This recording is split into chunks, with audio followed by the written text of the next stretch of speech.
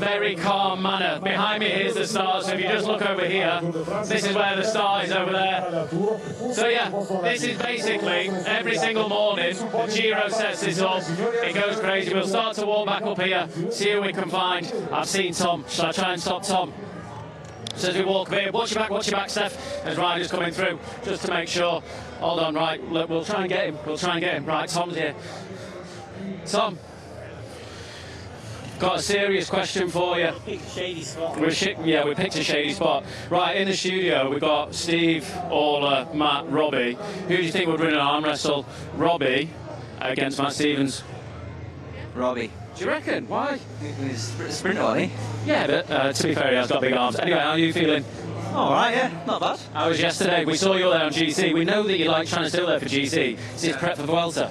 I think it just in general, I think, like, just make me a better bike rider. I think, yeah, I've never really done it before. I mean, yeah, I lose focus or I give up too easy, you know. Before, Steve will be able to talk more about it, but, you know, always someone who's better in GC before than Ineos, so, yeah, I think, just, yeah, trying to do what I can. Who do you think's going to win today? Breakaway, sprint? Who's your money on?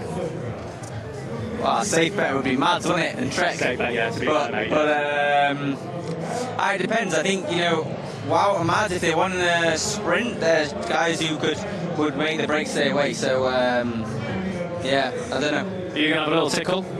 Oh, we'll see. I mean, 30 guys up the road trying to sneak in under the radar, but I think everyone's got the same idea, haven't they? Right, we'll back you, mate. We're going to back you in this. Right, have a good one, mate. So that's Tom. He's going to have a little tickle apparently at the finish. Hopefully it'll be fair, guys. Anyway, back to you guys, the quiz winners from last night.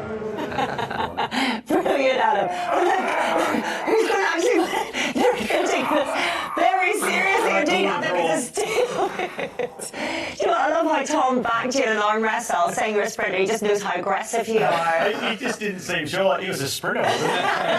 And yes, Adam, thank you very much. We did win the pub quiz last night. The Wizards of Oz, we were called. Thank you to all our fellow competitors in the old pack horse in Chiswick. That was a moment of glory. Thank you very much. Anyway, should we get to who's going to be going for glory today? We're talking about stage, yeah? We are talking about the stage.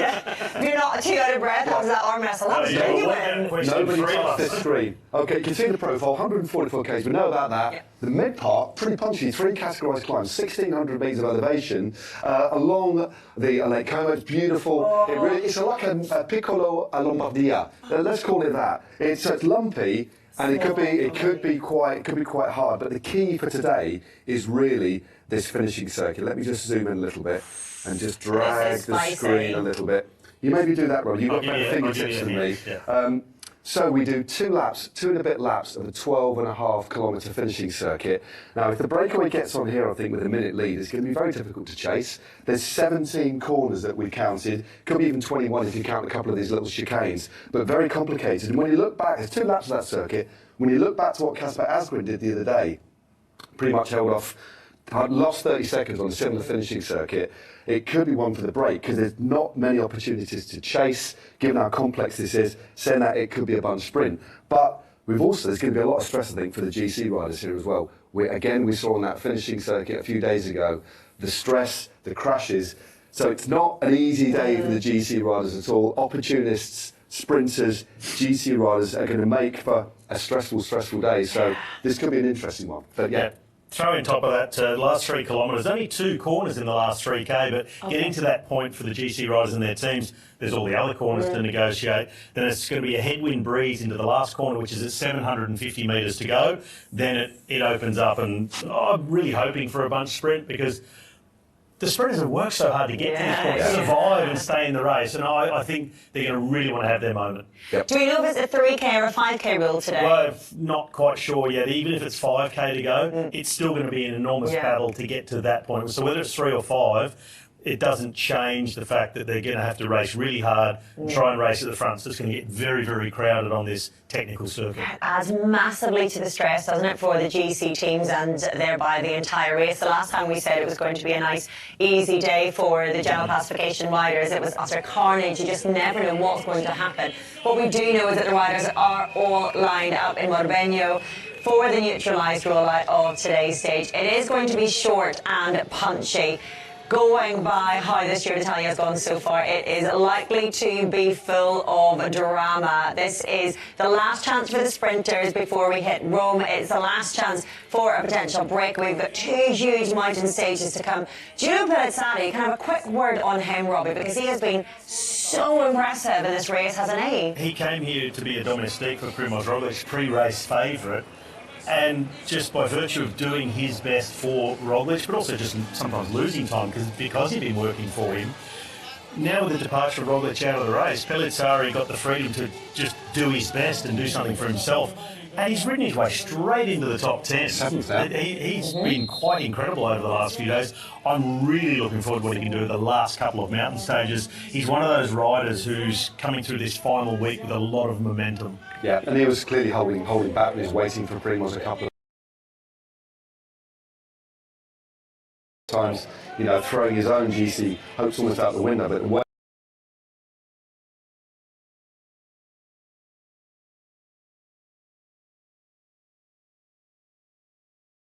yeah, and he was clearly holding back and he's waiting for Primož a couple of times, you know, throwing his own GC hopes almost out the window, but the way he's reconfigured and his riding, I wouldn't say he's going to be a threat for the podium, but definitely a few more places on the GC. We've got 2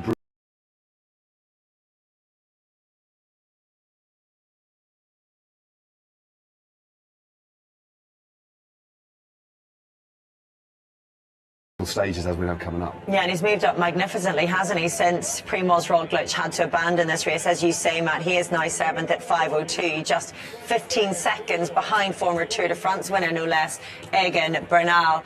It's going to be a huge day out there. It looks like it's going to be a sunny day, but I actually haven't looked at the weather forecast. Somebody has, and we can get to that in just a moment. But this is the kind of day that makes you dream of Italian holidays. If you are idling your way through the day as we roll around Lake Como, you might find yourself on a travel website booking a last-minute holiday, because these are...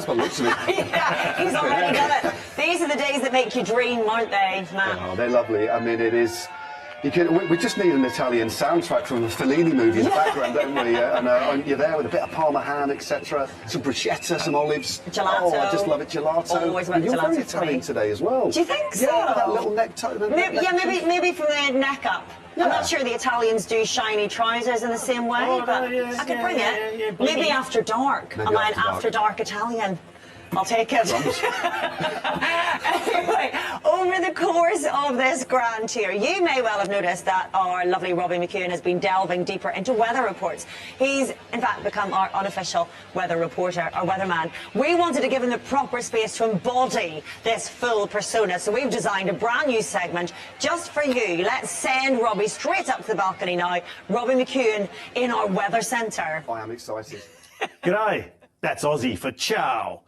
Here in Montebello, today we're expecting mostly sunny skies with a few scattered clouds around. It's 26 degrees at the start line right now, and at the finish line in Cesano Moderno, it's going to see temperatures get up to a maximum of 28 degrees. The wind, light breezes today, coming from the northwest at just 7 kilometres an hour. That will increase throughout the day, just slightly up to 10 k an hour from the west-northwest. But those gusts, they will get up to 26 k an hour, coming in from the right-hand side of the riders. A bit of a nagging crosswind. The UV index, that's 6, that's quite high, so the riders are going to have to slap on a bit of sunscreen today as well. The air quality, very important for a bike race. The air quality is fair. That's according to the European Union quality scale. They say it's fair, so we're in the green, we're good to go. Unless you're downwind from this guy and his, let's say it's his cologne. Hannah from Stockport, she sent us a lovely photo of the conditions in northern Italy. She's enjoying a beautiful 3-week holiday around Italy. All in all, perfect racing conditions. A breeze coming in from the side, but it shouldn't have a great effect on the race and how that pans out. Importantly, we're going to have dry roads on the very technical finishing circuit, so that is good news. I'm hoping for a big bunch sprint, and that's your weather. I cannot tell you how excited Robbie McEwen was to do a weather report. I feel like we have fulfilled a childhood ambition, and I'm delighted, nay, honoured to have been present to witness it. Let us know if you like that feature. We can bring it back again. How did you get a viewer picture in there? That's wonderful. Well, Hannah from Stockport, she sent us her It was Hannah Walker. I only realise it now. Oh, but if anybody else is actually holidaying in Italy, send us your Italy pictures and you could feature on Robbie's King of Meteorology, KOM section. This is going to run this. I fear it might. That's my worry. Yeah.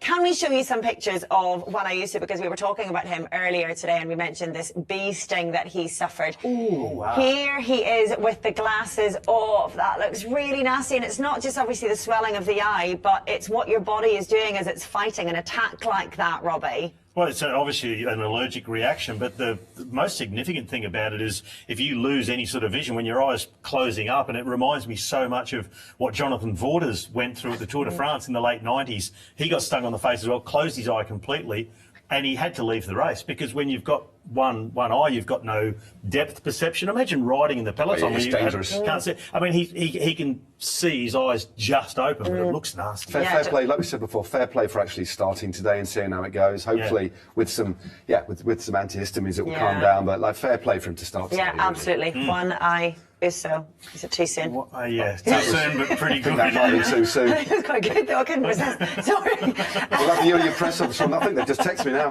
Sorry. Steve, as sports director, what are you looking out for on a day like today for Juan Ayuso to make sure, I can't get that out of my head now, to make sure that he's okay to keep riding through that? Well, I think the vision, let's hope we can see. Yeah. That's the first thing, let's hope we can see, and obviously safety, just make sure. And I guess if one eye's closed and he can see with one eye, he's... Oh, miserable though, isn't it? Absolutely miserable. That's unfortunate. Right, let's see how we're doing in our prediction standings then, heading into stage 18. I'd love to pretend it's been close. It hasn't really. Robin McEwen has been absolutely storming this Giro. Fair play. Adam Blythe has dropped down the standings since he moved out to Italy, but still just ahead of Matt Stevens. That's close, isn't it? Just 4 points in it. I'm well off the pace. I think it would take a couple of miracles for me to be able to make my way even to anywhere close to the podium. You at home, Gina d'Italia, as you are today, are currently enjoying a 6-point lead over us here in the studio.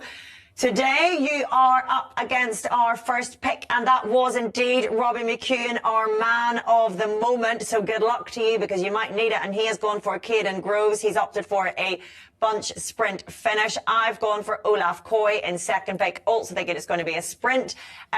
Matt, you've gone for Mads Pedersen. Sort of hedging your bets between a sprint and a breakaway. I see what you did there. Very clever. Adam Blythe has gone for Casper van Uden. Question is if they can do that and if the race continues onto this really hard terrain. And then obviously Pedersen, he's got a couple of ways he can win the bike race, the same as Van Aert and those. But certainly from an Alpecin perspective, they're going to be all in for this. They'll be hoping for a bit of cooperation from Trek to give a strong signal to the peloton to say, we're going to control this, we want to have our day in a bunch finish. And once you can do that and the peloton gets the message, it makes things easier. But all depends how aggressive Trek want to be. Yeah, you've got to stamp your mark early in a stage like this, don't you? Just 1 kilometre now until racing proper gets underway. So before I hand you over, I just want to remind you of this wonderful way to watch the racing. You still get our full commentary team, but you can select our multi-viewer option, which means that you get to watch the race from 4 different angles, from our helicopter, from our motorbikes on the road. It's a brilliant way to watch the race and keep across the different groups on the road. We've been loving it. We know the sports directors in the cars have been loving it. So enjoy that today if you will. Whatever you do, enjoy the stage. It's going to be a brilliant one. Let's hand you over to Sean Kelly and Rob Hatch.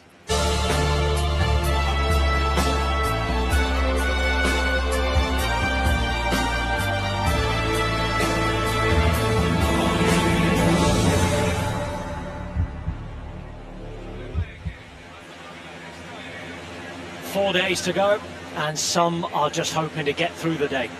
Poor old Juan Ayuso, eyes swollen up underneath those glasses, already off the back in the neutral, asking for the doctor's cart.